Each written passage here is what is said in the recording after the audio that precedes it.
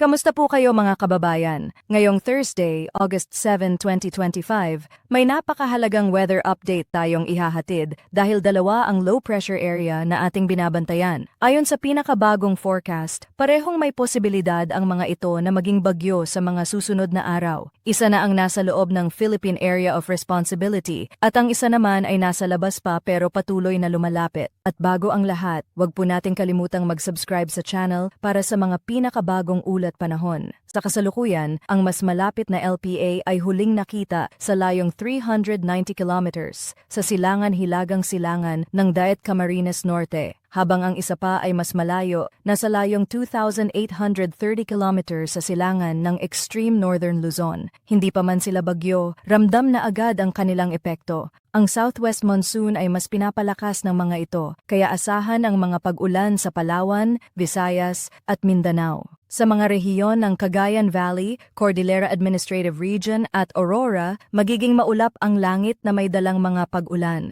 Dapat maging alerto sa banta ng flash floods at landslides. Sa Metro Manila, Ilocos Region, Calabarzon, Bicol Region at ilang bahagi ng Central Luzon. Inaasahan din ang malalakas na ulan at thunderstorm na maaaring magdulot ng pagbaha. Sa Southern Luzon, Mindoro Provinces, Marinduque, Romblon at Northern Samar, parehas din ang babala. Sa natitirang bahagi ng Visayas at Mindanao tulad ng Caraga, Bar-MM at Zamboanga Peninsula, asahan ang katulad na weather condition. Kung kayo naman ay nasa ibang bahagi ng Mindanao, maaaring makaranas pa rin ng mga thunderstorm sa hapon o gabi kahit bahagyang maulap lamang ang kalangitan. Huwag maging kampante dahil kahit saglit na ulan ay pwedeng magdulot ng sakuna. Para sa mga mangingisda at may planong bumiyahe sa dagat, ang lagay ng hangin at alon ay ganito. Sa northern at central Luzon, moderate ang hangin mula northeast hanggang northwest na may alon na hanggang 2.1 meters. Sa southern Luzon, northwest to southwest ang ihip ng hangin at may alon na 0.6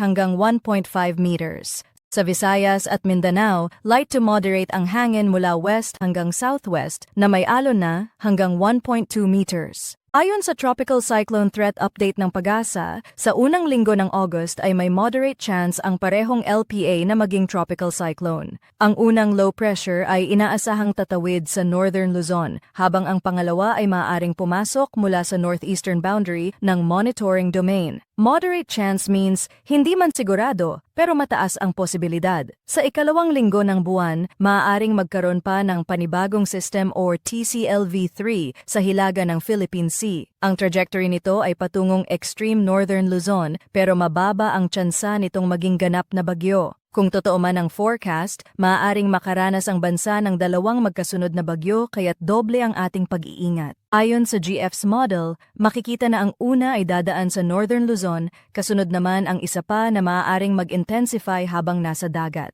Marami pa rin ang pwedeng magbago, kaya mahalaga ang updated na impormasyon, kaya't manatiling nakatutok sa ating channel para sa pinakabago at pinakaimportanteng weather updates. Huwag kalimutang mag-subscribe at mag-ingat po tayong lahat.